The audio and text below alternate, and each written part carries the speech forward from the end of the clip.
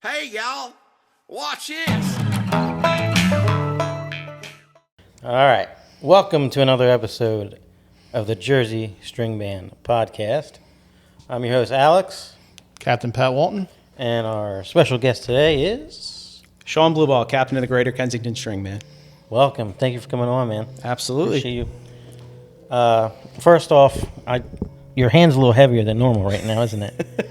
A little bit. Let's get that out of the way. I've watched these before, and you always have the championship belt out here, so I thought we could complement that with a championship ring from the 2022 Phillies season.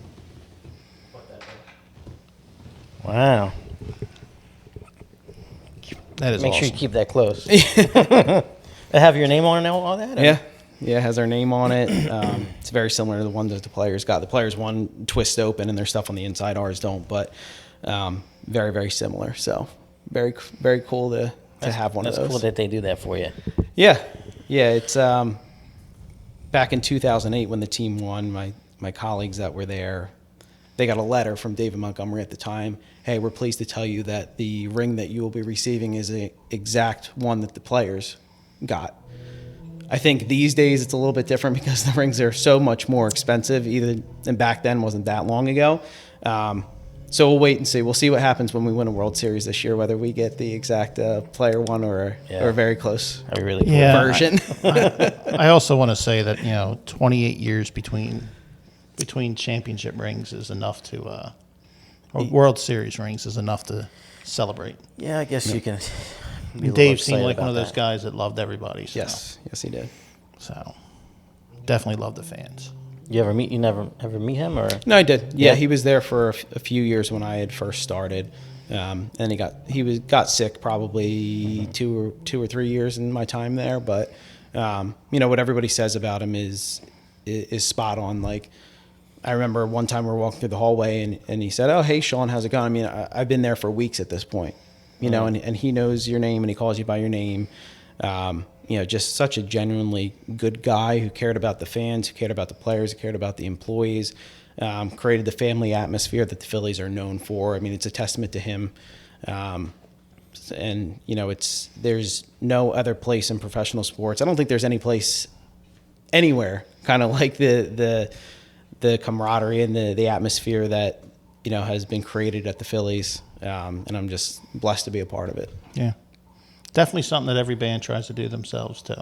Yeah, and absolutely. It's something that, it's a great example to lead by. I mean, that stadium when you're in it, it's just the energy in that stadium. It's different.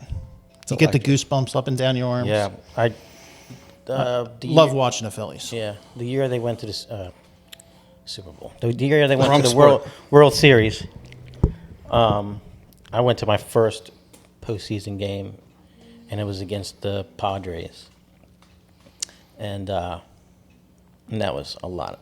And we sat right behind, first base, kind of lower level, and just the energy was incredible. I was just sat, and we won, of course, that game, and just to kind of sit and look around and take it in. Ironically enough, so we're sitting, and this guy's walking down like, oh, that's Michael Barkan, just sitting right there, and shook his hand. Well, he started. They scored like twice or something like that, and then he started to go back up. I said, no. I said, you can't be leaving now. You got to sit down. And he turned around and he sat down. And it was cool too. At the end of the game, Jim Gardner he was just walking up. I'm like, and I shook his hand. It was pretty neat, This experience was just it's funny, so cool. And then the whole year was just, the whole October was just crazy. What did that feel for you? Like you're in the World Series, you're working there.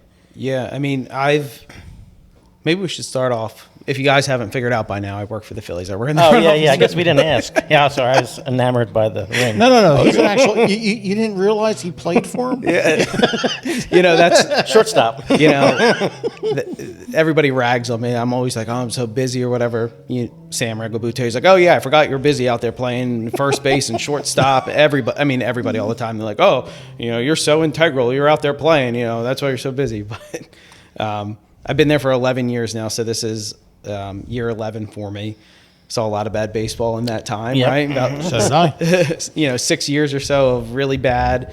2 years of hanging in there, and then the collapse in August and September, and missing the postseason, and then obviously 22 and 23, and they're doing pretty well this year, best record in baseball right now. So hopefully we can hold on to that and make it to the World Series and finish it this time. But I mean, what an incredible experience it is at the postseason. I always tell everybody for the longest time, there is nothing better than postseason baseball. I don't care what you try to tell me. I mean, you're hanging on every single pitch, every play, And in everybody's an in the instant. same moment. You got 40,000 plus in the same moment at the same time, and it's amazing. Last year was the first chance I got to go to a postseason game. I had tickets in 07 for the championship game. That never made it that far. Yep. Never won a lottery in 08, 09. Nothing in 22, but I got it last year. I actually hit it 3 times. I'd have been at the World Series too, but game 1 of the wild card series, and just the energy in that ballpark was different. And I've been going to games my entire life, and it was a different feeling, and it was so much fun. And I think what makes it so fun, or better than maybe some other great teams, is how likable this team is, right? Oh, yeah. Like in professional sports, like sometimes you have some guys that aren't great clubhouse guys or whatever the case is. I mean, on this team, the love that the guys have for each other, how they carry each other on their back, you just see that they have fun. You talk the Wet Bandits, like Marsh and Bohm and them, how much they have fun. And it's just such a likable group of guys to be excited for, and everything. And you like could that. tell they like each other. Yeah, but you also can got. tell there. But you got to look at the way I look at this team is, and this team is what Philadelphia is all about. You could, right now that you could walk into any bar in the city of Philadelphia, and more than likely they're probably sitting at a bar having a beer. Yeah. And if they weren't playing the game, they're talking about it, watching it on TV. Yeah. So you see some other teams where they're stuck up, or they see themselves as an elite person, not just an elite player, an elite athlete. Yeah, they're above the team. And they're above the team, and they're above me and you. Yep. I mean, they're dating a supermodel. They're doing this. They're doing that. You have those type of people, and it's harder to grab a hold of that. Mm-hmm. Yeah. These guys, you can see them all. And they're all At a ball. superstars too. So Yeah. and Yeah. we probably have one of the biggest superstars in the In game. Bryce Harper, So Yeah. and he's He can't be any more grounded than anybody else. I mean, come on. What was it? He did Last that- year, the year before, he liked the guy's hat and switched hats with the guy Yeah. in the stands. I he's mean, doing promposals or whatever. that was. I mean, hey, I like your hat. Here, I'll trade you. That Who's not going to contract- trade? Who's not going to trade a hat with him? That So- contract was worth every penny. Oh, absolutely. I mean, he bought into the city and generally, loves the fans and loves what the So, Phillies are. So interesting story about Bryce Harper. Me and my buddy, Harper's first year, we were like, we're going as many games. I think we may have gone to like 15 games. One of the first games, we sat like right behind him in right field. And my buddy goes, Harper, you complete me. Harper went behind his back and made a little heart. I was like, that's for you. That's for you. Good look. I think this is going to be on WIP tomorrow morning. Oh God, Sports podcast instead of String Band podcast. I know. All good. But you know what? It's all about you, though. Yes. And this is Yeah. part of your life. No Big part of different. my life. Exactly, and it's an interesting part because most people outside of the string band world know you as the captain of Greater Kensington. Yep. So they don't know A little who you are. segue there. You know, or you're the guy that had the fanatic with him in the captain's interview. Yeah. Oh yeah. Post COVID, yeah, first parade post COVID, because that was back when there was 2020. Well, no, it would have been the 2022 parade. So 21 Okay. and 22, yeah. Yeah. Because 2020 was your first year, right? yeah, that was my That was first the year as announcement of captain. bringing him back original, right? Correct. Yeah, there was the lawsuit with the Yeah, copyright yeah. lawsuit of who owned his likeness and whatnot. So they had to make some adjustments or whatever. So that was the whole tie that I had. I was like, hey, the Mummers are back. You're back. In your original form, you look great. That was fun. Gotta get him back on the back of the scoreboard.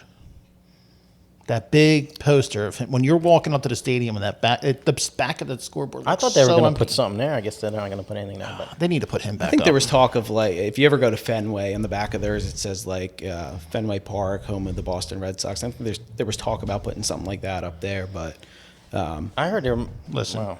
the fanatic. Yeah. You put the fanatic. Nothing. Listen, you put the fanatic up there. There's nothing that doesn't speak Philadelphia than the fanatic. this is true. So All right. doesn't deserve a statue, but he deserves a picture. Yeah. He ain't going anywhere. No. So, all right. Well, let's get in. All right, let's get out of the sports. Okay. Let's dive into It'll inevitably come back, I'm sure. but- Mummers. It's okay. Maybe we'll say.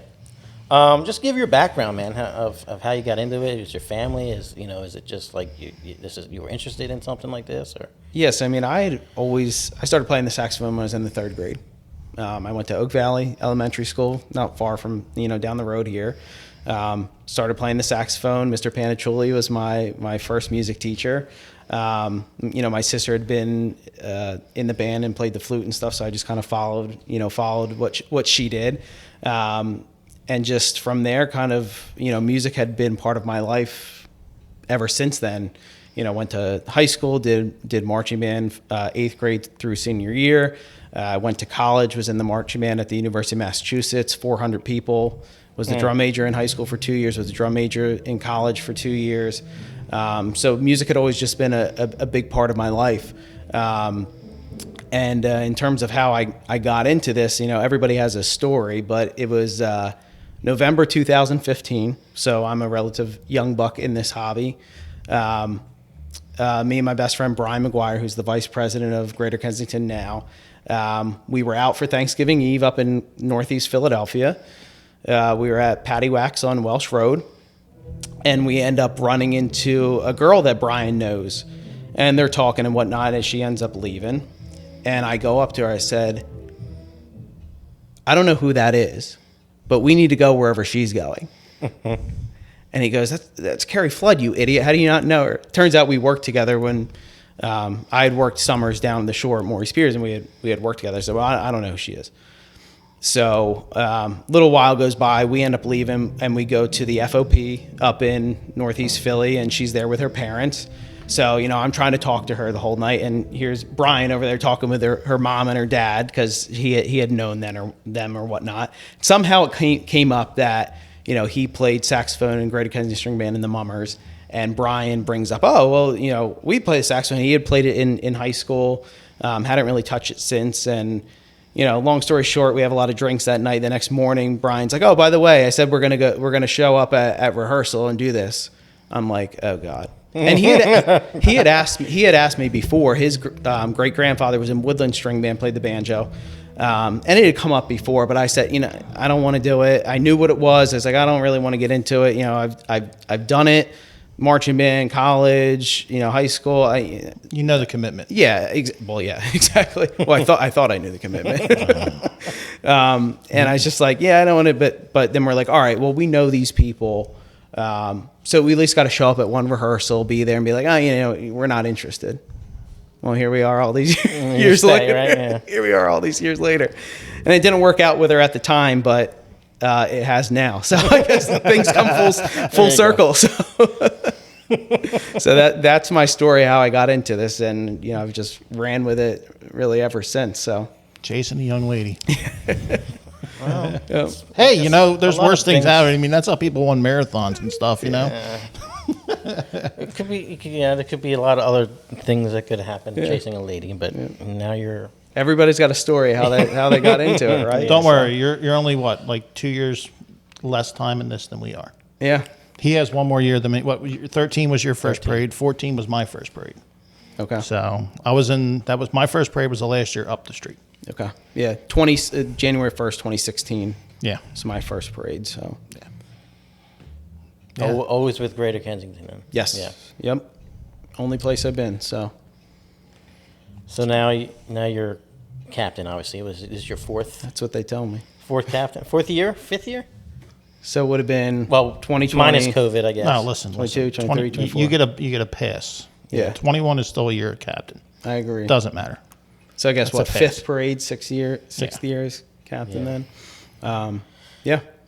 How did that first year feel like? Because I mean, we have a few first year captains. We just had them on, two of them. I guess the only two first year captains this year. I think we got both another. rookies. We just had another one. He in Uptown, Cade, win in his first Did a year. great job. Yeah. What was that first year like? Well, I think one of the important things to always talk about is everybody says captain, and they think of you out front New Year's Day. Well, that's one day of the year, right? Yeah. And I think and it differs from band to band. Some it's the captain is about New Year's Day, and that's kind of really it. And where, other bands it's more of a presence, and you're involved year round, and you kind of set the example and lead and show the members of how you should be and all that kind of stuff. So I think so much time and almost too much is focused on the captain on New Year's Day and not talked about 364 other days of the year. But in terms of New Year's Day itself, it's funny, and everybody else says this too, whether you're captain or not, I don't really remember it. I remember parts of it, like leading up to performing, but like the performance itself, it's a blur every year. Yeah. Me too. So I feel the same way. And I'm not even up front. Yeah, I wasn't. I can remember not being really, for some reason, not really nervous, like in the days leading up to it. But then New Year's Eve, and it was on TV, and there was pictures of them lining the street and stuff. I thought I was going to throw up then. Like from there until we performed that day, I was ungodly nervous. So, and what a lot of people had said in the band were like, well, we've seen what you've done for the majority of the year, and you've done a great job in terms of being the presence and setting the example and whatnot, but I have no idea what you're going to do on New Year's Day. Well, we're about to find out, so I guess we'll see. Yeah, you finished 7th. Yeah, first year. Yep. 7th as captain. So, yeah. And then 12th, the band was 12th. So yeah, something like that. Fast forward to 2022. Yep. 9th and 4th place captain. Correct. Yeah. Yep. It's crazy, isn't it? It is. It is. Look, the prize is what the prize is. Yeah. As long as you do as much as you can to help the band and prepare yourself and put on the best show, that's all you can ask of. But there was an obvious uptick. Yeah. From that. I mean, obviously 2021 or whatever, we didn't have one, but that year, you know what I mean? Yeah. It's pretty impressive. I think we did a really good job that year of integrating me into the show, and almost everything that happened was kind of a cause and effect of what I did, and a lot of that attributes to during COVID or whatever, during that time, Johnny Barron came over to Kensington and had a long, great career at Hegeman, and as captain as well there. First place captain. You got someone. Got a strong captain to help mentor you and show you the ways that he got what he had. Yeah, I mean, and he has his own processes and how he thinks and how the captain should be presented or whatnot. So a lot of that went into it. That year, his daughter Jalen helped a lot with the choreography. Me specifically. So it was really only my second year going up the street, but there was a huge shift in, what I did to prepare that first year versus that second year when there was a lot more kind of focus on me specifically or whatnot. So, we continue to do that. And, has it panned out as well the last couple of years? No, but again, the Top tens. Yeah. But the numbers are the numbers. They're subjective to opinions, and everybody's got an opinion. It still says something though. Yeah, I mean, it just means whatever. I mean? I mean, listen, you're not going to go from the 12th. Most bands aren't going from 12th to first. You know, they Except need, for the 2 times we won when we won 11-1. yeah, but I'm just saying, yeah, but 1988. so what? 100? Your last We're talking. first We're prize? talking 100 plus years of the parade. Yep. Yeah. You know, how many years has Greater Kensington been around? Since 46, first parade was 48. Okay, so you're talking almost 90 years, twice for you guys. Yep. So better chance of it not that. So you need to constantly see growth. And I mean, we're small, we're struggling, we're doing what we can, but we're seeing growth every year in our performance as well. So I mean, there's only 14 of us. There's only the nice thing with where we're at, we can only go up. But you know, but when you win it, if you're one, there's only one place to go. That you either stay there or go down. So, but you have to walk your way there. You're not more times than not. You're not going from crawling to running. You know, it's just not going to happen. So the growth is amazing. You guys have done a lot over the last few years to definitely swell your numbers. Yeah. And improve the organization as a whole. And you can see that in your performances. And I'm sure John had a big part of that because there's a lot of the stuff that I see is a lot of stuff that you saw when he was with Hegeman that he did, that they did, which is not a bad thing. I mean, if it works, it works, you know? Yeah. Production-wise, I mean, we've improved drastically, you know, in the last couple of years. And leads us to this year and last year really trying to focus on improving music, which, you know, with us going out and getting Warnega this year, we're really excited about that. So, I mean, we're fortunate that I've said this before, I think we were probably one of the only bands that grew during COVID. You know, it helped that, you know, we obviously had been an all-male organization prior to, and then after the 2020 parade, we voted to go co-ed. So obviously that helps a little bit in that endeavor to grow the band. But, you know, we grew dramatically in terms of membership from that point forward. Yeah. We've had great additions to the band, both male and female. Great group of guys and gals that love each other and, you know, want to help and want to succeed and are starting to kind of get that taste of being more competitive and seeing the growth and seeing, you know, where we can go. You know, this year was a little bit of a gut punch on New Year's Day. But I think you have. There's usually only one band that's happy. You got to have that though. Yeah. To get better. I agree. But one thing, you know, we came in 9th this year, and you know, John Barron talks about it now. He said, you know, 2 years ago, so the first parade after COVID, we got 9th, I believe, and we were happy. 2 years later, we got 9th, and we were all pissed off. Yeah, that's a good thing, right? Absolutely. So he's got that coach mentality. Yeah, it helps. Yeah, exactly. I wonder where he gets that. It sounds like a coach, right? Yeah.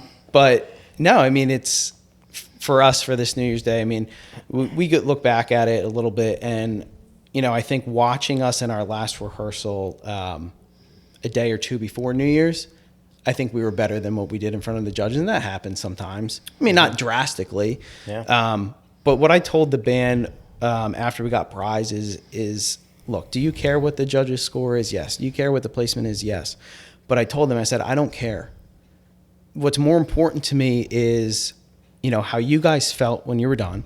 And then second, the outpouring from all of our, you know, peers in this hobby that were just, you know, blown away by what we did, you know, and everybody coming to you. And somebody told, I think it was Anthony Salenza was right there. And when we got off, I believe, this is what I heard, it could be wrong, but he was like, well, we finally did it. We changed the top 5. Somebody broke into the top 5. You know, should we have been top 5 after watching everything? I don't know, close. You know, Uptown did really good, did really well, and they were close. You know, everybody keeps improving every year, which is great, which is great to see. But we just use it as fuel to do better. And what can we continue to improve on, you know, and make ourselves better for the next year. And, you know, that's all you can do, right? You can't spend too much time on what happened. You got to move forward. Yeah, you go back and you spend a week or two just reevaluating where you're at, and you see with stuff, and you know, you listen to the stuff and you listen to certain things, and you know, there's always something you can learn from the judging team. You know, and you know that from when you did the marching band and all that stuff. There's always something to learn. And sometimes those judging tapes, if you don't know what you're listening for, you can get confused because you'll have a judge tell you one thing, and then the other judge in the same caption will tell you the exact opposite. But there's always information that you can learn from that. Yeah, whether you agree with it or not. Yes. I mean, again, it's up to personal interpretation Yeah. and opinion, right? We have these sheets that kind of outline everything, but how you see something versus how you see something versus how I see something can be different.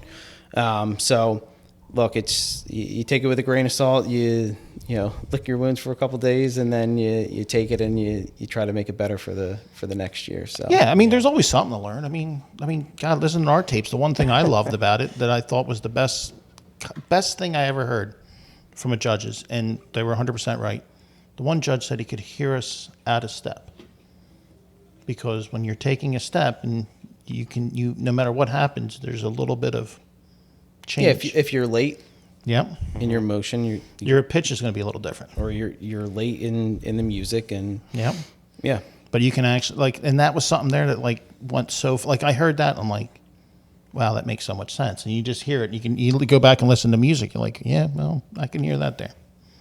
And I will say, I think you guys deserve a lot of credit because it was, I believe, the Haddon Parade that we had this spring.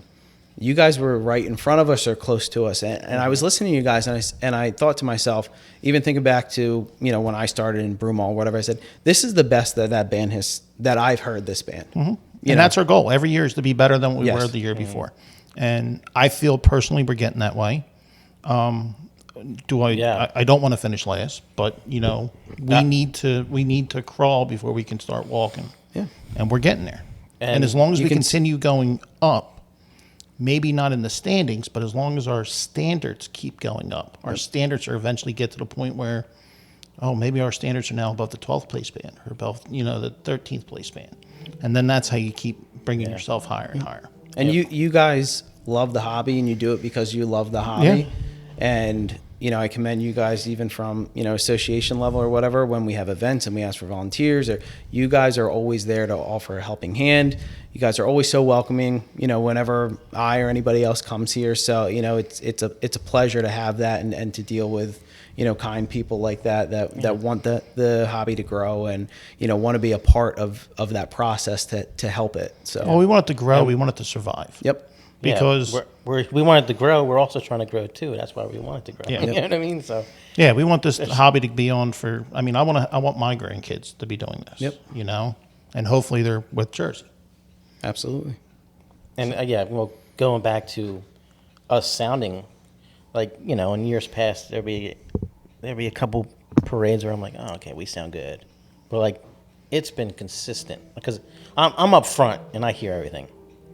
And there's been a lot of times where I look back and I'm like, wow, okay, that sounds incredible. More times than not. Yeah. Compared to what it was Compared before. to what it was. Yeah. That's all you can ask. And you know it being out front. You can hear when the band's on and when they're not. And you know when you're missing parts and when you're not missing parts. And it's a different sound, and you can hear it. Yeah. The parades where you have a full band versus the ones where you put it together just to get by, and we all have those from time to time. But Yeah. When you go to the left, it sounds one sound. And you go to the right, it's a different sound. And it's crazy because he'll be up front and be like, oh, you two move, and then it changes the whole band to switch two people. They might be standing next to each other, but now they're here on the other side of each other, and it just sounds so much better. It's crazy how getting that blend out is just it's crazy how that happens. and sometimes it's like a jigsaw puzzle you can't figure out. There's been a couple times where I've done that where it's just like move here and here. Let's play another song. It didn't change. Let's do this, and this. And there's been times where I've done that in the parking lot, and we do one song on the street, and I'm like, you two switch. And it balances right out. Yep. And again, having all the pieces there, and Well, I mean, the nice thing you have also with having Barron and other that, he has that experience John's been doing this longer than me and you combined. Mm-hmm. So, he has that experience. So you have a lot of knowledge there. Plus, you don't have to wear every single hat. Exactly. You know, you can put John, I've seen him plenty of times, front your band. You're out front as captain, but he's right there in front. So he can do the stuff that I'm doing while you're going up and being the entertainer, Yeah. being the showman, Yep. which is it's nice not to have to wear every hat. Exactly. But we put one on, we switch to another. We all do whatever we have to do Sometimes to there's make it seven, happen. sometimes there's 7 on at the same time. Yep. So, Absolutely. but I want to change it for the world. It's so much fun being out front. It is. I mean, we were talking before this. I mean, just how hectic and stressful it is, you know, leading to New Year's Day. But, you know, once you do it and you're looking back, I mean, it's all becomes worth it. You know, even throughout the year when you're freaking out, you know, how are we going to make this money? We're short on money. We got to do this. We got to do that. We got to do this fundraiser. We got to do these 17 jobs on the 4th of July. It's a hobby, but we all know it's become more more of a, you know, full-time job.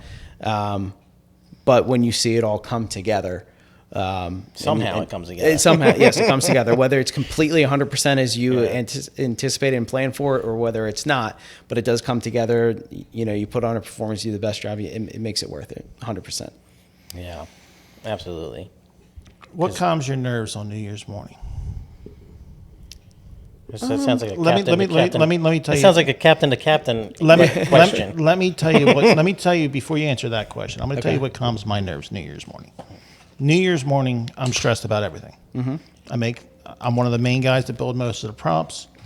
I'm making sure the buses are here. I'm making sure I'm dressed. I'm making sure everybody has their costume. I'm making sure everybody's set up. So in the morning, by the time we're ready to go outside and go through and tune and play, my stress level's through the roof. I'm probably going to snap on somebody if they ask me the wrong question. The band circles up, I get in the middle.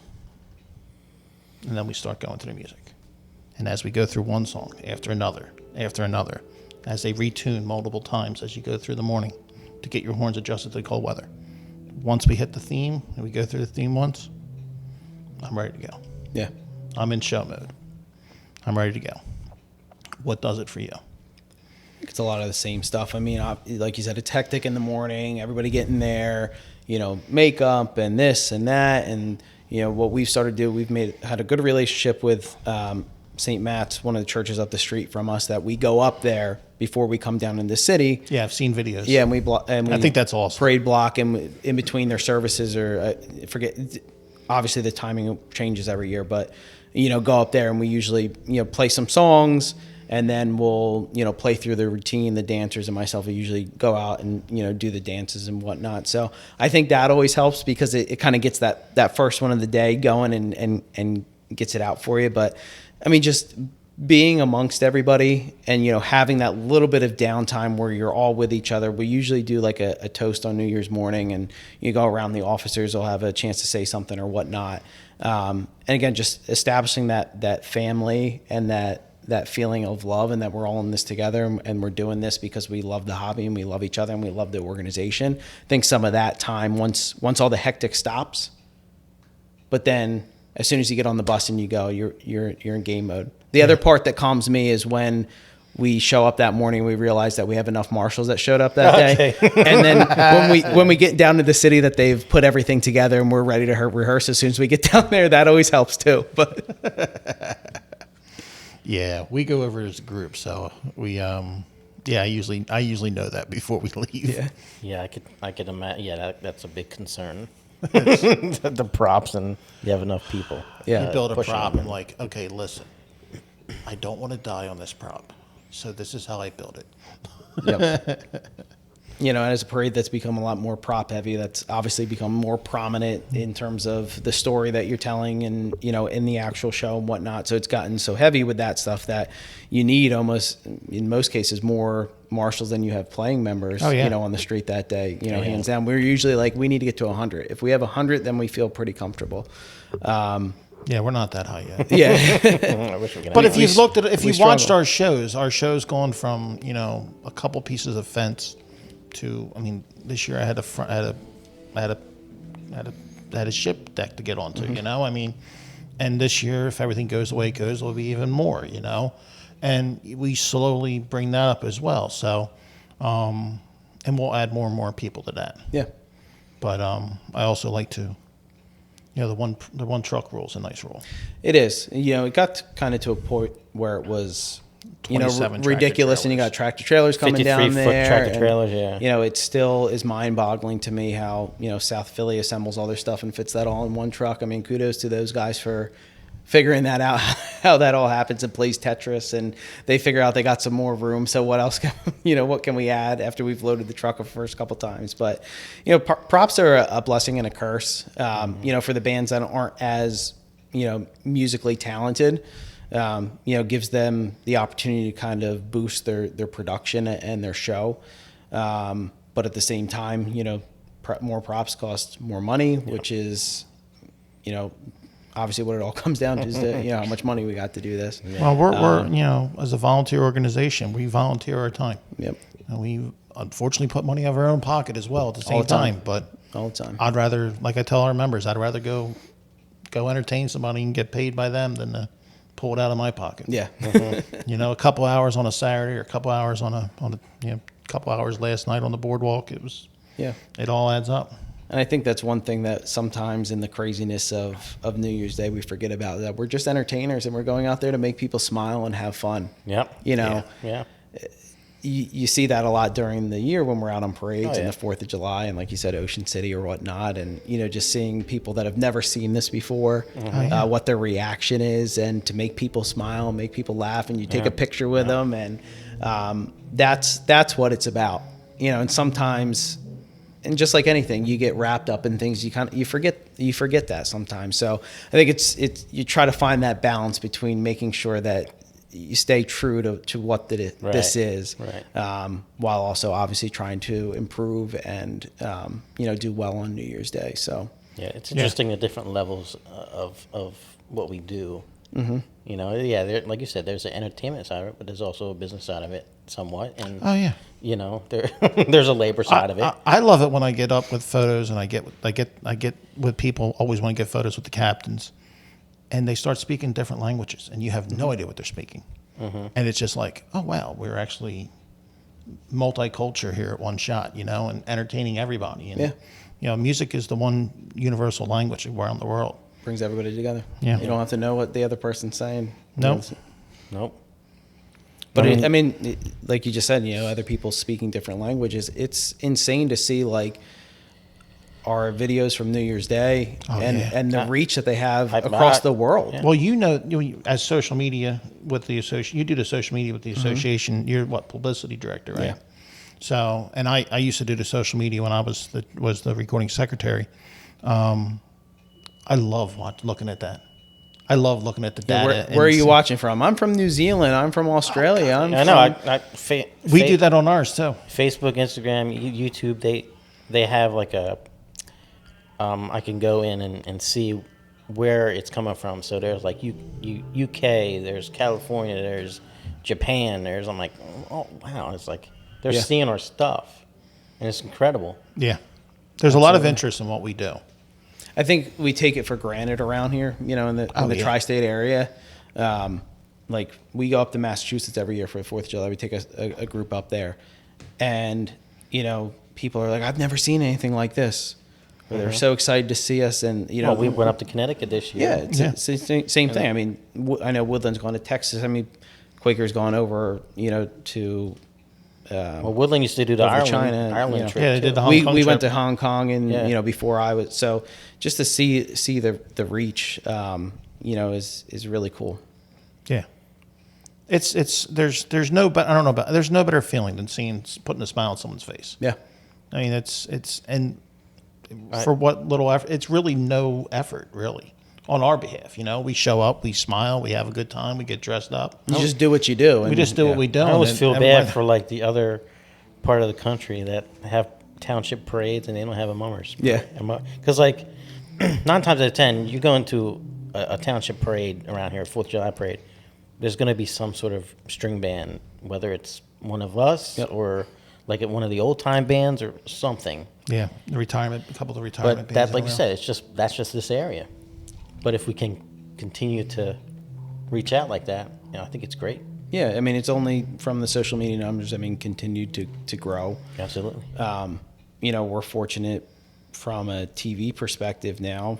on New Year's Day that we kind of control our sponsorship, and in a couple of years that we've made great relationships with national brands. You know, Nissan last year, Pep Boys last year. Obviously, you know, Live Casino is you know, the title sponsor, but that's a larger, you know, company along the East Coast and whatnot. So we're doing the right things.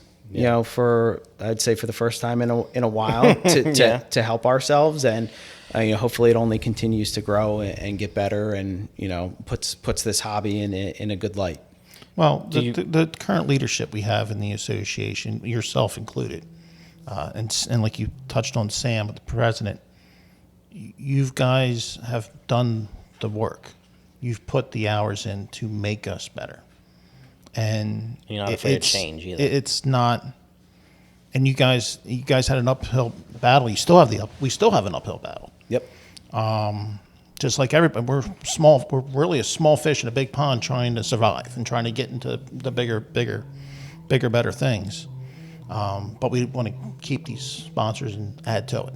Absolutely. Yeah. So we've developed a really great relationship with, you know, MeTV and WFMZ. Oh, absolutely. And Barry Fisher. Great partners. I was just about to bring that up. Yeah, I mean, incredible people. I mean, Barry is, you know, just a very good man who, you know, didn't know kind of everything that went into this when we first kind of sat down and met with him, and, you know, we're going to put this together in 6 weeks, you know, whatever it was, 2 years ago or whatever the case was. But he's become a very good friend to the Mummers, and, you know, I'll just give you an example, and I'm not going to go in like to the details or whatnot, but I believe it was last year, and you know, we all know that Sam took on the opportunity to build costumes or whatnot. He got a call from Barry one day, and Barry said, "This has nothing to do with the parade or TV. How are you? Are you okay? Is there anything I can do personally to help you?" You know, just speaks to the kind of guy that he is, and that's reflected through all the people that we've worked with, you know, at WFMZ and MeTV, and we found a really good home there. Obviously, last year we signed a 3-year agreement. You know, there was talks about that he wanted to extend that already, which is great. It's amazing. You know, he cares about the Mummers. He wants to help us. He wants to help us find sponsors. So it's been a great relationship, and you know how that all came together in record time was crazy. But how did it come together? So it's funny. You know, what was it? About November of 2022, I guess it was. Yeah. I think like earlier in that summer, you know, the previous channel that we were with basically told us, you know, I can't find a sponsor for this. You know, at that point we had already done a parade the year before, I think, where we got, you know, no kind of payment or whatever. And again, it's not about payment, but it's like Taylor Swift going out there performing a concert. It's on TV and she doesn't receive anything, you know, in return, right? Yeah. We're not going out there knowing that we spend, you know, $120,000. He's making when TV's making money because he's selling. I saw commercials, you know. Yeah, they made something. Yeah, I mean, they didn't just cover their cost. We're not expecting to make back what we spent, but we just need a little something, you know. And when it was apparent that there wasn't going to be a sponsor and there was no money or whatnot, you know, we kind of had to figure it out. And you know, long story short, we're in a group chat. It's Thanksgiving. I'm watching one of the parade, Macy's or whatever parade was on, and I texted a friend of mine, Brian McGuire of Kensington's vice president, his sister, who worked for 6 ABC. I said, you know, who do you guys sell time to, or you know, buy time from, or you know, whatever that is in TV? And she listed off a couple, and she had mentioned WFMZ, and I know that they're up in the Poconos, in the Allentown area. My mom is from up there, so I've seen that channel when I was up there visiting family or whatnot. So I kind of put it out in a group chat, and I said, hey, we should try to approach these people. And David Grzybowski had a contact there that, you know, that following Monday we reached out to, and shortly after there we set up a meeting, and it all happened really, really fast. But you know, like we talked about earlier, it's been a good relationship that started, and you know, hopefully we continue to grow on it. And again, at the end of the day, it's not about making a ton of money right now. It's about painting our brand in a positive light, and all that will come later. You know, we have to make sure that we're in a good financial situation to be able to put on a parade year after year. Yes. Before we can start, you know, divvying out anything. And but, we need someone who wants to do it, and it sounds like we do. yeah. You know. with Yeah, it's great to have a WFNZ. great TV partner that we can do that for. And like you said, yeah, we got to be in a position to keep the parade going. You know, because, you know, rainy day can always come, especially like it did in 21. Yeah. So, I mean, I'm just glad we made it through that without losing anybody. Yeah. Everything happens for a reason, right? Yeah. You know, in the times of chaos when we're like, we don't know if this is going to happen. You know, we talked about producing our own parade and buying time on TV. And, you know, there was a lot of sleepless nights and stress and whatnot. But turns out for the better at this point. Yeah. So, Yeah. Sometimes when there seems like there's no hope at all, everything comes together. yep. Exactly. Been there too many times. So you do positive things like that, and then the WWE reaches out to you and all these other companies and whatnot. So there are good things happening right now. Well, you took my thunder there. We're going to talk about WWE here. How'd you enjoy leading? You them had in? another significant thing with the TV and now the WWE. Yeah, what an incredible opportunity that was. I'm glad you know so much about wrestling. I know a lot more now. His entire education started on that phone call. Yeah, I wasn't. It's all his fault. I wasn't allowed to watch wrestling when I was younger. My parents said it was too violent or whatnot, so I couldn't watch it. But so that was the running joke with everybody, you know, as we're going through that whole process. This guy doesn't even know what they're talking about. No, but I randomly got a phone call. So that was the beginning of April. So it was probably like late February. I got a phone call from you know, a woman named Sue who works for the WWE. I didn't know the phone number. I didn't pick up. And I'm looking at my phone because it does like that, you know, text translation as somebody's leaving a voicemail now. And I'm just like looking and I'm like, Sue, WWE, WrestleMania. I'm like, what is this? Oh, So then I listened to it and I'm like, oh my God, this is awesome. Like, you know, again, not knowing a ton about wrestling, but I know what WrestleMania is. And, you know, Well, being across the street from where it was being held, it's Yeah. kind of easy to know how big it was going to be. yeah. yeah, I immediately called Sam. I said, I just got this voicemail. This is nuts. And he's a super fan. Yeah. So he's, oh my God, you know, saying all this stuff. I'm like, who, what, huh? But he's like, if you mess this up, I got to call him back. I said, no, I will call them back. So, you know, I called him back and we kind of talked about it. And, you know, she said that they wanted us to introduce one of the wrestlers on the second night and wanted us to play his music and stuff. And I said, whoa. I said, do you know what you're talking about? You're talking about saxophones, drums, banjos, and accordions.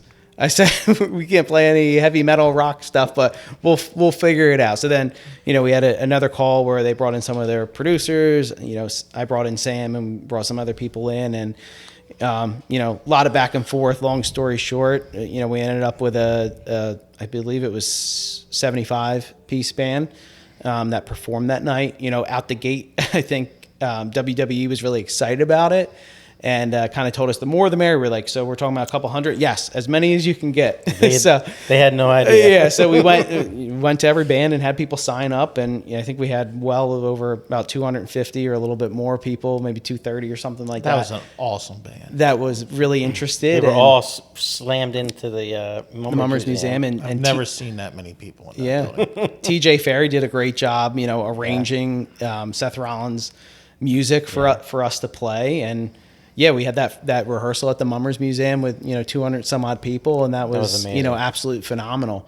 You know, unfortunately, you know, then talking to the WWE, then they were like, oh wow, that's great, but you can only bring 50, and that's when me and Sam kind of went into panic mode. Where, like you said, the more the merrier. So then, you know, I'm trying to figure out every option. You know, I go and talk to people at work, and I'm like, what can we do? And I'm going to the WWE. I'm like, look, if you let all of us come, I can get us a place to be out of your hair and wait across the street. Come over, just do the thing and leave. And, you know, I'm trying to figure out anything we can do because we don't want to disappoint all these people that signed up that were super excited about it. But it you know, it was not going to work. And, seeing it happen that day, I know that there was no way possible. Yeah. I mean, it was tight with like the 75 to get on stage and whatnot. So, thankfully we were able to whittle it down, and we had great representation from, every band, and try to do it as fairly and equitable, and figuring out, okay, we're going to take, 5 or so from every band, and we call their music director or their president or something, say, hey, here's all the people that signed up, how we're looking for this instrumentation from your group, give us the best of the best.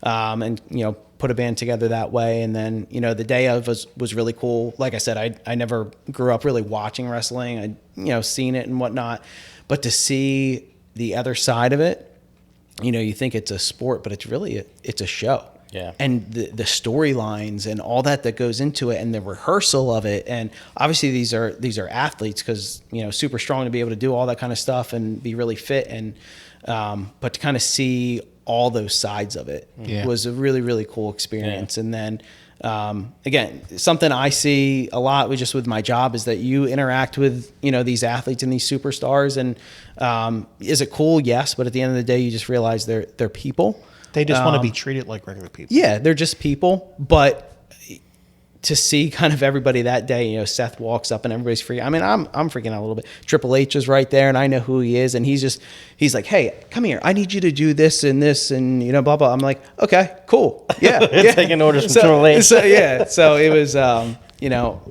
just an awesome experience, and again, the leadership that made that happen, phenomenal. The cooperation from everyone that day.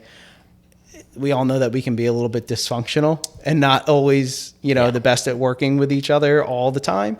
But that group that day and what they did was just phenomenal. I just hope we have that kind of stuff. And it came out moving awesome, forward. It really, Well, and I said that before. Sorry, Alex, didn't mean to step on you. I apologize. Captain. Yes. Like rank on you. Yeah, like Sam said too. I hope we have that same type of people show up for when we do the hospital back in December, when we play for the Children's Hospital. I just want to do that one time a year. Yeah. Like not even like doing anything. I mean, yeah, doing something special is nice, but like to have a master band like that, 200 people, that's pretty cool to do. No, the best place to do that would be at Mummers Weekend down the shore. But the problem is, you put 250 people in that street, Well, you're literally going to go the four entire blocks with the whole street filled You just with stand people. still. Yeah. Captain's out front and let the bands all play one shot. We might, you probably hear us on the other end of Wildwood, but Well, that'd be okay. I won't be against that. Yeah, I mean, there's been some. I remember when John Pignotti passed, and they put together that Yes. big Yeah, band and paraded down 2 I was a- Street. yeah, I was a that part was of that. that was another really cool experience where we played that first note. I was like, I whoa, know. this is Yeah. cool. Yeah. So That- when you get all those people together, I was just about to say, like the last time when we were practicing at the Mummies Museum, to hear that, and I'm like, it reminded me of John Pignotti's funeral, because we had probably 100 people Easily at his funeral. Easily. There was dozens of rows, and we were the entire width of the street. Yeah. So car to car, because car down both sides were entire width of the street, and we were back and back and back and back. But yeah, for the thing in December, I hope, or December, November, I hope that we have a good turnout like that. yeah. And we'll have some more opportunities to do cool things. By the time this airs, we'll be within a day or so of the Iron Pigs event up in August, so August 10th. So that's another opportunity for us to put a positive light on the Mummers and what we do. If you're watching and you don't know what we're talking about, every year You had a little hand in that. a little bit. Every year, the Lehigh Valley Iron Pigs, a AAA affiliate of the Phillies, they rebrand themselves into something Philadelphia for like their Philadelphia night. And they've done some things in the past. And 2 years, I mean, this is how long it's been in the process. 2 years ago, I got a phone call from, a gentleman that works up there in marketing. And he said, hey, in 2024, we want to become the Lehigh Valley Mummers for a night. And, how can you help us, or what can we do? And at the point, it was, again, another voicemail, because I didn't know the phone number. So I just let it. I was like, all right, this is interesting. So I call him back, and I think it took about like 2 or 3 times before he was like, oh, you work for the Philly? Oh, okay. It was like, I can share some of this stuff that is like confidential with you. Yeah, and he just reached out, and you've probably seen some of the merchandise out there, the jerseys and the hats and stuff. I got a jersey and a hat. Yeah, they did a really nice job with that. We helped kind of put together the Mummer mascot guy in the logo. And it'll be cool to kind of see it all come together 2 years later, on that night. So we're going to have another, band made up of multiple members from different, bands. That email's got to go out like yesterday. I've been sitting on it, but we're gonna do that and put together probably a 50-person band or so. We're bringing in the other associations because again we're multiple It's Mummers organization. night. It's not Mummers. strict band So there's some of the presidents are going to throw out the first pitch. There's going to be some stuff in between innings with some of their mascots, and you guys know how minor league baseball is with the games and fun and stuff that happens between innings. So it should be a cool opportunity, and again, just putting us out there, putting us in it's an honor that they want to come and they want to say, hey, we want to be rebranded for a night as you guys, and paint a positive picture of what the Mummers are. And, obviously we're iconic to this city. And, just to be a part of that is They're cool. not going to have like a scratch and sniff shirt like they did with the bacon, did they? I don't think so. Okay. They don't want to scratch. That's going to be smelling kind of funny. Scratch and sniff what your mom's suit smells like in August after a year. Just stand outside and stand outside all day on a 90-degree weather when it's 100% humidity, and take your shirt off at the end of the day, and there you go. And what was a cool tie-in with Febreze. with the Iron Pigs is it's a Saturday game. Their games on Saturday are broadcast on WFMZ. There you go. Because that's the station up there, and they're actually sponsoring the giveaway that day. I think it's like the first 5,000 or so get that giveaway. Mummers, I don't know what the number is. It might be 5 or 10. It might be 2,000. I don't remember. But because when I had that phone call with him, I said, hey, you might want to reach out. They're like, oh, yeah, they're one of our TV partners. And Barry sits on the board for their Iron Pigs Charities group. So they knew Barry. So, again, just all of it kind of coming together full circle and connecting. Cool. And, it'll be another great experience for us. And another great opportunity, man. now we just sit and wait for the next one. Or what else can we get? I mean, but one could just fall in your lap like the WWE thing, and you never know. So, I've been doing this for, almost 10 years or so. I don't remember anything like this before, these connections and these opportunities. So it's a great thing. No, we're definitely, seeing things being put in good light. Yeah. And keep the positives for sure. Absolutely. So, all right. Well, I don't know how many of these you've watched, but there's always a couple questions that I ask everybody. Okay. So these are the hard ones. Oh boy. Hard but easy. Favorite parade outside of the Mummers Parade? Clear, obviously. I don't know if that's anybody's favorite, but outside of New Year's Day. Yeah. Well, any parade that Mummers are in a Mummer Parade. Well, I guess technically. Outside of New Year's Day. Outside of New Year's Day. Outside of New Year's Day. That's a good question. I got to think, what ones we usually do. Well, which ones you usually do? Yeah. Most of them. I don't know if one sticks out to me, but again, just being able to kind of go further away from here and is there one that you look forward to every year when it comes up on the schedule? Or time of year like Christmas parades or 4th of July parades? We try to stay away from a lot of stuff around Christmas because we want to spend as much time like rehearsing and stuff. So we try to do all our work like before that. St. Patrick's Day is always fun, because it's the spring. It's just starting to get nice. So everybody's coming out. And it's usually the first parade after New Year's. So exactly. Everybody's fresh. Yeah, it's the first time you're seeing a lot of people, a lot of your bandmates and other bands and whatnot. I don't know if one sticks out to me, but anyone where you're seeing anyone that has a good crowd. we'll put it that way. Okay. I say to people sometimes, it's like, in my next life, I'm going to be a parade coordinator for townships because we've got parades that go 1.5 miles.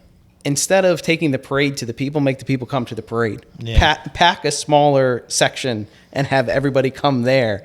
Instead of some of these, you go through communities and it's like waving at 3 people on their porch. Yeah. And then you don't see another people for another block or so.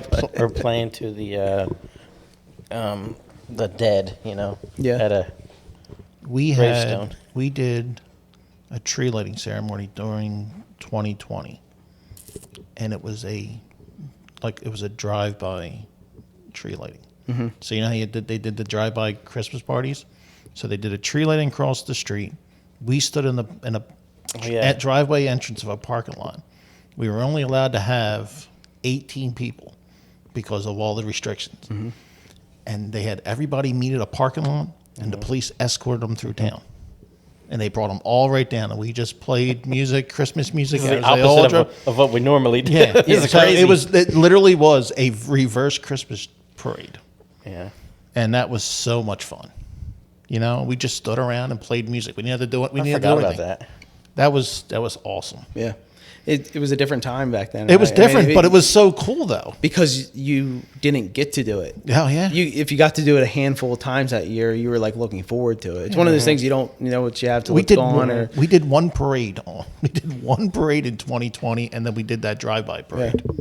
So I remember we did like a same thing, drive by like the birthdays and stuff during the summer. We did one of those that year. Yeah, we did a couple of them. Yeah, it was just like, oh, this is different. Like, hey, we're Yeah. back, we're back together, kind of thing. So that was a wild time back then. Not It was knowing that we different. were going to have a parade and putting together shows in such a short amount of time. Even trying to do it with spending as little as possible and borrow stuff from people. I will say, like back then though, that was a great example of organizations helping each other. Right? Because we were coming out of COVID. We had a short amount of time until we knew that there was a parade. You know, you're taking old suits and you're altering them. You're saying, hey, you have 6 of those suits that could fit with what I'm trying to do. And we're just borrowing and we're swapping and we're helping each other to go up the street for the first time after COVID. you came over and borrowed a suit from us Yeah. because you were going to try to make it one of your captain suits. Yeah. We ended up not using it, but you guys were willing to help us. The last... Yeah. Come over and try these. Find one that fits. Find everything that fits. Yeah, you gave us you actually did give us some of the black woodland suits that you guys had bought. Then we used them that first parade. Yeah, I gave for you a couple both of people. them. And We've done some stuff with Uptown the last couple of years. We borrowed Was it the Wizard you did? Wizard we bought from the Downtowners, Okay. but the last couple of years, like Uptown borrowed some of our Monopoly suits for some of their guys this year. We borrowed some of their from their zombie year that then they used for their scarecrow. We used for a couple people this year. The Monopoly year, we took some of their Keystone Cops from when they did that years ago for the cop scene and stuff. So, we're talking about how much this all costs and stuff. If I have stuff that's just sitting in a warehouse for 10 years and it can help you guys, here, take them or whatnot. Yeah. The same thing, like the Wizard year, that white suit that I wore, that was a Frailinger pit band suit. It was Jeff Frisella's from, I forget the year. But then it just got altered and got changed. And that's probably my favorite suit that I've used. And it wasn't even custom made just for that. It was altered and changed. So, That was my next question. what was that? Was it? What's your favorite suit? Yeah. I think it was that one. I love that white Wizard. I wore it to WrestleMania. You, I remember you coming out. You were in like the snow globe or something, whatever that was. Yep, it was one of those inflatable snow globes that literally the last run before the judges stand. It was on a platform that got rolled. When you come out, obviously it deflated. It got rolled over, and there was a huge gash in the front, so it wouldn't blow up. So who's got tape? Who's got tape? We find like duct tape, and you can see it. We tried to make it look like a crack, because we covered it, made sure it would blow up. And one of the judges was like, "Oh, that's awesome!" But it's funny because we're running around back to the RV. I think PA was like behind us or something, and then one of our members, Tony DeLacqua, was like, "Oh, I had clear duct tape in my bag or something." We're like, "What? Where were you?" that was 20 minutes ago, bud. Yeah. Yeah. So that's your favorite suit, okay. Favorite theme that I've been a part of? I don't know if I have one specific. There's parts of different ones that I liked a lot. Like in 2019, we did the religious theme, the Amen, right? Mm-hmm. We didn't do anything crazy. The suits, we were going up first. So, we didn't do crazy suits or anything. But what I liked so much about that theme was the music. It was just like genuine string band. It was a Tommy King, genuine string band music. Not, the complex stuff that, a lot of us are into now with these themes or whatnot. But that was one thing I really liked about that. It was just it was fun. You know, it was just fun string band music that you were playing. Was that Jeff Moyer, captain? Yes, yeah, that was his last last one. Okay. The Wizard 2022 Wizard Awakening, that was a lot of fun. Again, just it was the first one after COVID. Yeah. You know, and when you don't know what's going to happen coming out of that, are we going to have a parade? Are we not? And then putting it together, and then that was, you know, our first band as a co-ed organization, and, you know, just seeing everybody come together in a short amount of time. You know, that's what I did the Monopoly theme 2 years ago. I thought that was really unique and fun. Yeah, we were looked really nice right in front of you guys. So yeah, we got a good show of that. Yeah, no, it was with the huge dice that Matt Crone made that spun. Yeah. That was a really cool thing. Yeah, we all played the same music that day. Yeah, there was a couple bands that played. I forget what song it was. Money and Me. Yeah, Plenty of money. Yeah. Because Plenty of Money. Yeah, I think someone did that among memes. I think there was like 12 versions of it. Yeah. There wasn't that many, but there were still. They took clips of each band and they put it all together. Who did it better or whatever? Yeah. You had a prop that you jumped up on top of, like at the beginning. Was that? You came in like a Monopoly car, right? The end was like okay, maybe that's what. It was the car Monopoly piece. Yeah, that came. I just remember walking by. I remember seeing you up high. I'm like, oh, okay. Well, we had a stage up on the front that it was painted like the board, and you know, jumped up on and did some stuff, and that was fun. And then this year with, you know, our flooring controversy that shouldn't have been controversy, but it's not controversy. It's not. It was, you know, I was really it's no different than what I got up onto, except for yours was 17 sizes bigger. No. I mean, mine was 4 feet in the air. Yours was 17 inches off the ground. So what's the difference? It was to me. It don't make a difference. If you guys have the manpower to do it, go right ahead. I don't care. I don't lose any sleep over it. You know, I said this at one of the first association meetings when everybody was talking about it. I said I felt more comfortable on that LPP, as Avalon calls it, low profile prop, than on the regular street when you have manhole covers and the pothole that's next to the manhole cover and stuff like that. Oh, and I think it honestly helped, because you always feel when you get into that judging area that even though it's bigger, it always seems smaller. Yes. And you're like running into people. This way, it didn't change the size. What you had there when you were rehearsing and stuff was exactly what was on the street. So I think probably for you, cool. you were probably more comfortable on there too, because you knew exactly where you needed to be on every prop. The street made no difference, because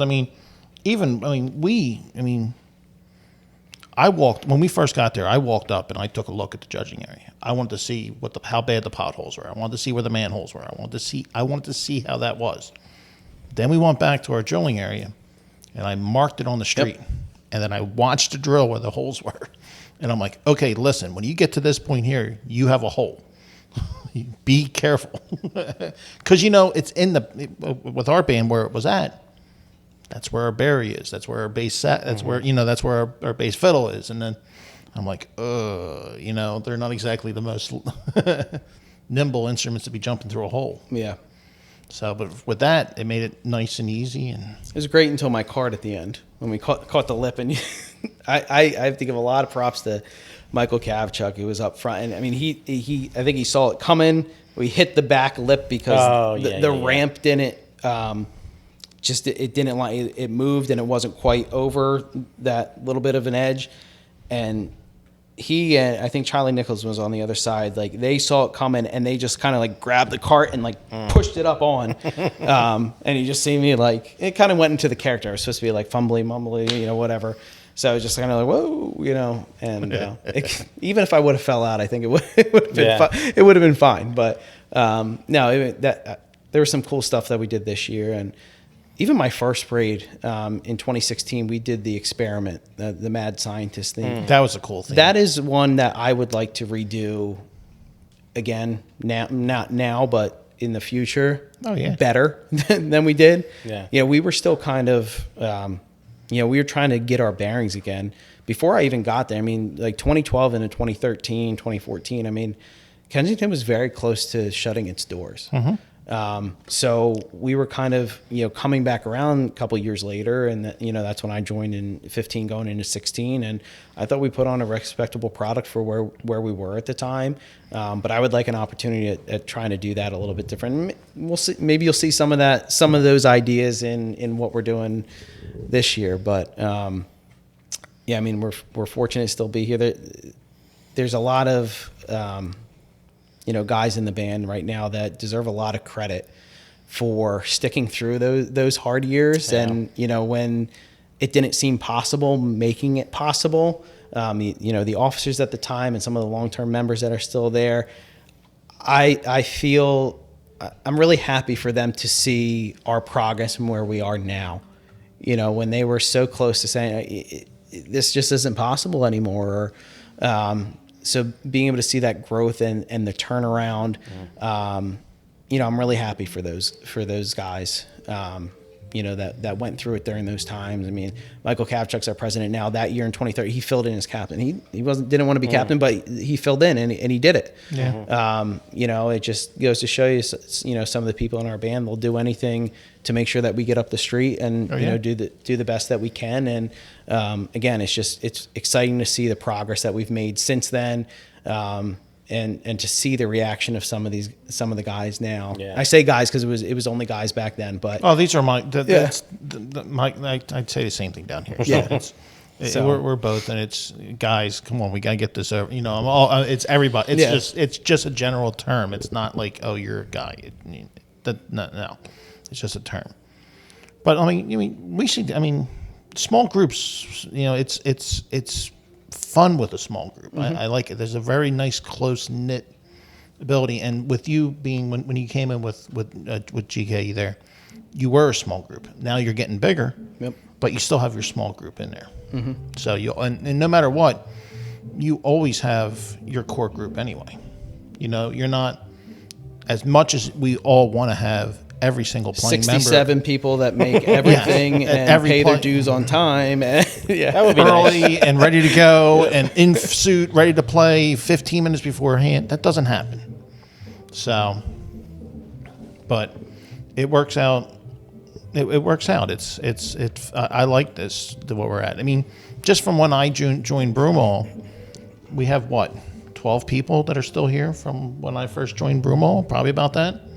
Out of our 35 that we perform with. Mm-hmm. Mm-hmm. Now, their kids are now involved. That's great. So when you go from 2 playing members to 4 playing members in one band, that's a good thing. Or you go from 1 player that now has 3 players. I mean, your band expands that way. So, and that's one thing that I've always thought is so cool is the family aspect. Not to look, we're all family within our band, but the generations that you see, 2, 3 generations through bands. Like I said, I was never involved. My family was never involved or anything. But to see that, I think is really cool. But it also is astonishing to me when I talk to some people and they're like, "Oh, you're in the Mummers." Like how? And I tell them the story of how I got involved. And they're like, "Oh, you didn't have family?" Or like, "Oh, I thought you could only get in it through your family," which I think is crazy. And we need to do a better job of advertising ourselves to everybody because, we want as many people involved. We want to build these bands. We don't care if you're male, female, if you're 10 or 80 or, what your background is or anything. Like I tell everybody, as long as you want to have fun, we're here for you. Yep. Yeah. If you can, we just want to have fun and we'll go and we'll everybody's welcome in our group. We don't care. We don't discriminate against anybody. Doesn't matter who you are.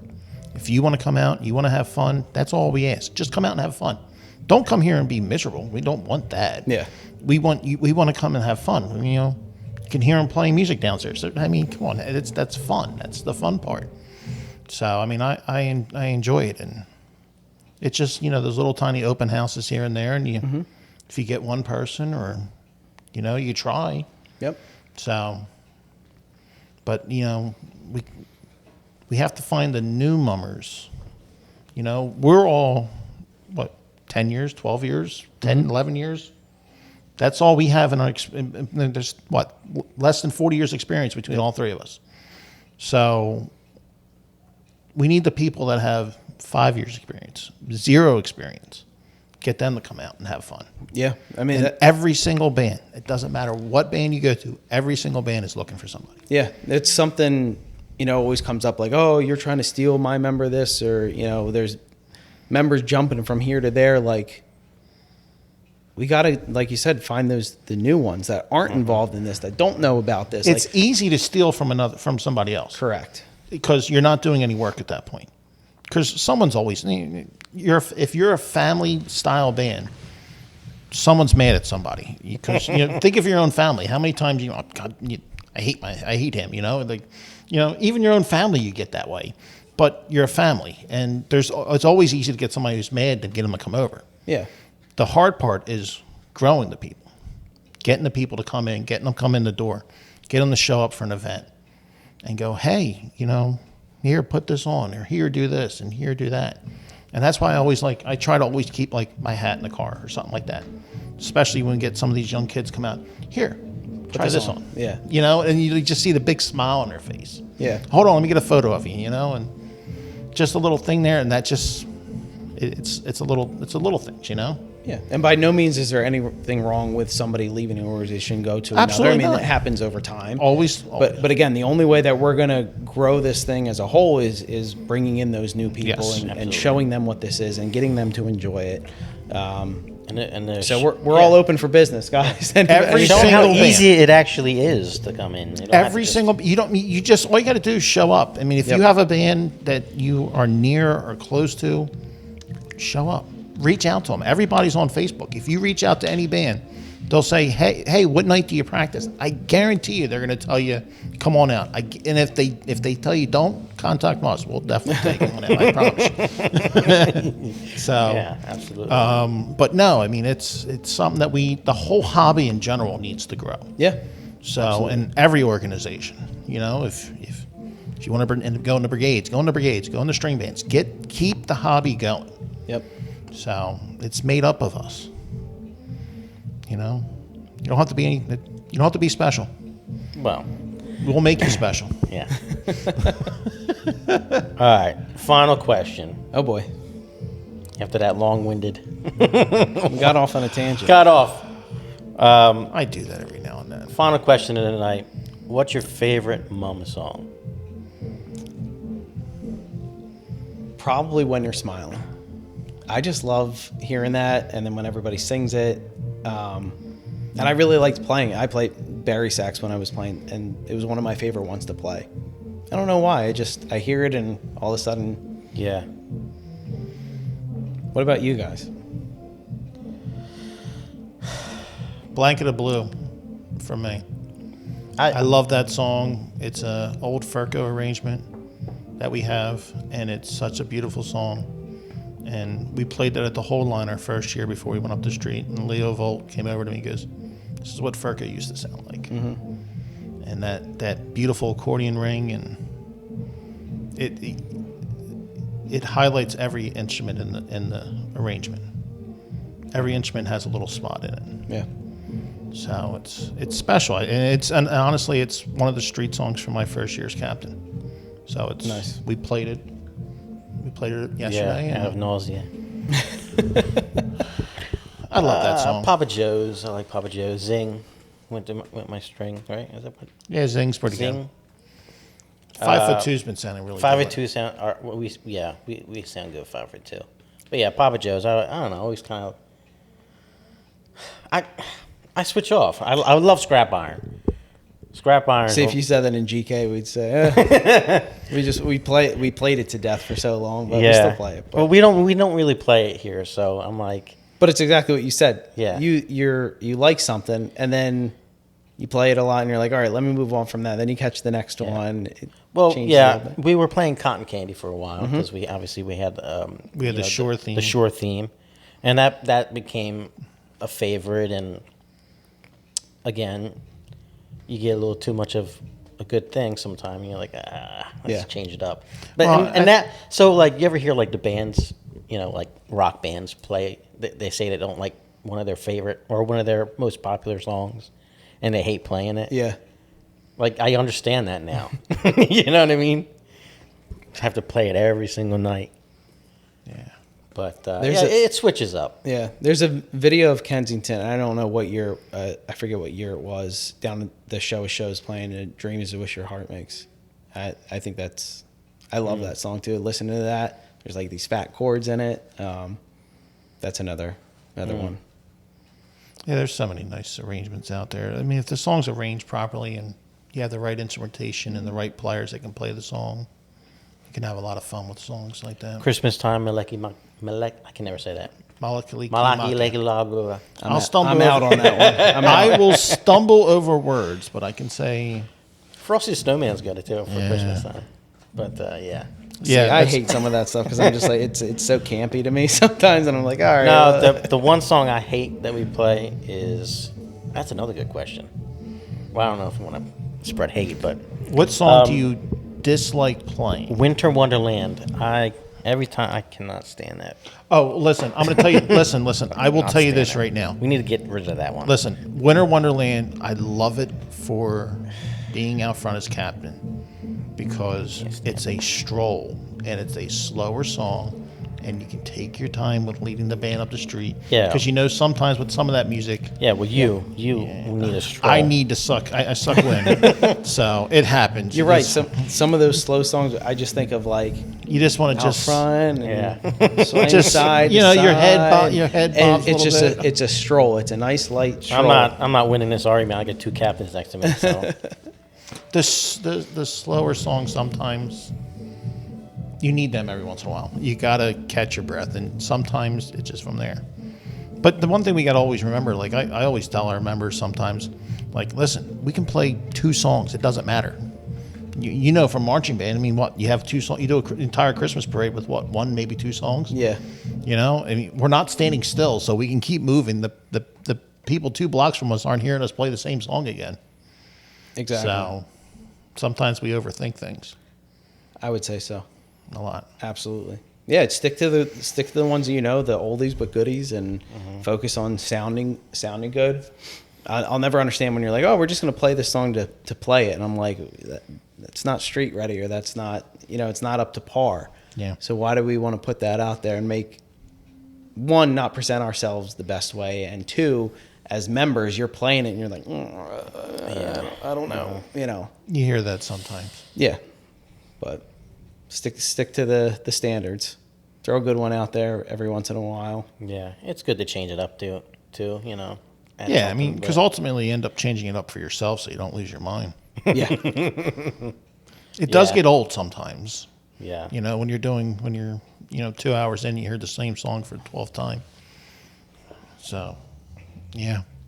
All right, so I have one for you. oh boy. Are we going back to sports? Or? I don't know. No. My card's done. No.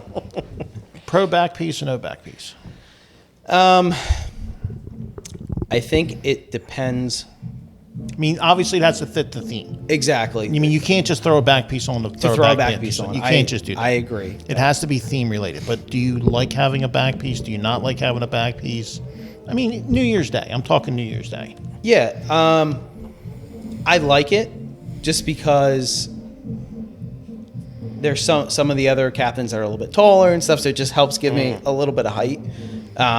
So I don't mind it. I think again, it has to fit and it has to have a purpose.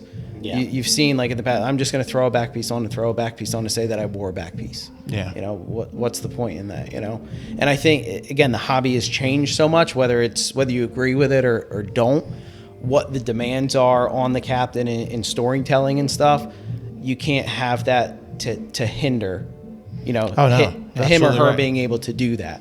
So, I had a little one that I wore for a short segment last year, and then the whole Monopoly year I had it on. And I think it fit really well with it. And that was a last minute thing. Yeah. That was originally on my white wizard suit. It was a huge collar until we tried to get out of the blow up ball with it, and we knew it wasn't happening. So I cut it off. And it sat upstairs for a year, and they're like, "Oh, well, they just kept quoting like, you wasted this much amount of," and they wouldn't let it die. So then we brought it out literally I think it was a day or 2 before the 23 parade, and we're like, this could work. And we added some other feathers that tied into the rest of the suit, and I wore it the whole time, and I think I loved it, honestly. And then this year we used the same one, and I put some different colored sequins on for when I changed the gold at the end, and it made it look elaborate and things like that. So again, it just has to make sense. There has to be a reason for it. Yeah. Yeah, I had one on to start I try to have one on when I can. I love having that back piece on. I kind of feel undressed on New Year's Day without having it on at some point. I certainly, by the end of the day, am glad that it's off. Yeah. Oh, yeah. Even if it's small, because you're sitting there, you got the plywood in the harness, and you're like, all right, when can I get out of this? But Yeah. And you take it off, and it's like, Yeah, you forget what your shoulders feel like. So, no, but my first year's captain, I did not have a back piece, which didn't fit Rodeo Clowns at all. It just didn't. No. The baby theme had that beautiful, big reverse teardrop. Yep. And I love that back piece. I love that suit. We always called you Big Baby Pat. Yeah. That's what Brian said. the There's duck. Big Baby Hat. With the Big duck. Baby Big Pat. duck. the big duck you had. That duck walked itself. Big The baby duck hat. was the duck moved. It wasn't glued down. It was wired down, so it had movement. So I constantly had to keep my head going, which works because I bobble around anyway. But I had one for the casino year. I had one for the pirate. The pirate suit it's a traditional mum theme. I think you need That pure white back piece had to pop with that. So I was upset though. Our casino year, I didn't get my. I wasn't sure. I didn't know they were pulling us off to interview us, and they were supposed to put my back piece on after the show because my back piece came off at the beginning of the show, and they were supposed to put it on before I went down the street. They couldn't find me. I don't know how they couldn't find me. No good. So I turned around, the next band setting up. I'm like, you guys were setting up. It's a lot of And money. I'm like this. A lot of money that went down the other way on the street. Yeah. Feathers aren't cheap. No, we keep reusing as many as we possibly You can. have to. Again, that's another reason that back pieces have faded out because how expensive Yeah, but ostrich feathers are. So Yeah, but you know what though? The amount of money we spend on props, yeah. you can easily invest that right in the plumes. not even props, costumes. Costumes have become props now. Yeah. You see some of these things. It's not a suit anymore. It's got a lights prop on that them you're now. wearing. So Yeah, you're literally a prop. yeah, Whether something you're- that turns into another thing that turns into another thing that drops down and opens up, and it's crazy. Oh yeah, It is crazy, but oh yeah. We were sitting up here last week, going over materials. So yes, I understand that one. yep. So yeah, that was yeah, that's fun. That's the fun part of it though. It's always fun. You just got to just You got to find the fun in it, yeah. or even Well- when it's not fun, you got to find the fun. You just got to justify the reasoning for spending that money for that suit. You know, when we do our suits and we get our suits made, I always look at them like, listen, this is what I'm selling all year. So how can I sell this all year? Mm-hmm. You know, so You got to get them excited for it. You got to get them excited for the theme and what they're wearing, and to get them to buy in for 12 months. yes, Yeah. yeah. So hearing the music, hearing the stuff like that, that's what gets everybody going. So it's fun. It is. So you have anything? I think I'm good. You think you're good? What's your theme this year coming up? We are doing. It's called Sky High. Okay. So we had changed it. We had originally kind of submitted like a monster high, but then, kind of going through some stuff, we changed it up a little bit. So think like, day in the life of high school for, kids in outer space, but not aliens, not aliens. Yeah. Okay. So think like Jetsons and Yeah. kind of things like that. Yeah. So, I did see that the teaser photo. I'm like, that's what I kind of wanted to ask you. a little different. Yeah. I don't know if you're doing a combination superhero or No. No. We after 2018, we won't touch superhero. that was the cold year. That was an interesting endeavor for us. That year. hey, sometimes you got to sometimes things work, sometimes they don't. Yep. So it is what it is. At least you know what doesn't work. Yes. Yeah, but sometimes you got to. Sometimes. Yeah, but sometimes you got to do it. And Yeah. Yeah, the year that we should have never went. You're pulling people off the street, but they told us to go out, so it is what it is. I yeah, didn't think it was that cold. I was bundled up. I didn't. were you in that meeting with Mike No. at Quaker? No. I was actually in New Orleans I was in New Orleans the day before the parade because I was down there with the Washington Township. They were down there for one of the bowl games, and they had like that meeting whatever 2 days before or the day before, and I was flying back that day. I was like, well, let me know what happens because I'm either gonna stay or I'm jumping on this plane and coming back. Yeah, that was an interest. That was Mike. Yeah. Mike did what was right for his band that day. Good argument. Yeah. I like the last argument with Brian, but that was a good one. All right. hey. Well, it's all the fun no one stuff, knows right? what that's about right now. So, all right, Shawn, appreciate you coming up and being on the podcast. Appreciate you guys having me. Congratulations. This is the longest running string band podcast. I I know know. we've had a couple that have Yeah. started out, but I think this is the longest one. So congratulations to you guys. Hopefully, we keeping it get to going. do some more. Well, thank you for coming out though, because like we were discussing, it's about you. We want to know. They see us on TV. But they don't know who we are outside of that. So, and the average fan might not know the difference between us or you. Yeah. You see the other side of people, not the performer side. You see the everyday side of it. So, And we're regular people. Yeah, and how deep it goes too. It's not just we show up and play music. oh yeah, how You know. much of a year-long commitment it is, a financial commitment, a time commitment. I think that's some of the things that we struggle with too, is because people get into this and they realize how much time it is, especially from September on, but even throughout the year with, again, going back to all the finance part of it, how much we have to do to raise all those. And the raffles, that continuous, the raffles and the bands that sell a raffle ticket for the right to join their next raffle, as Mike likes to put it a lot of times. But hey, we got to do what we got to do. So It takes an army to do what we do. yep. It's fun though. It's fun. When it all fits, when it all finally works out.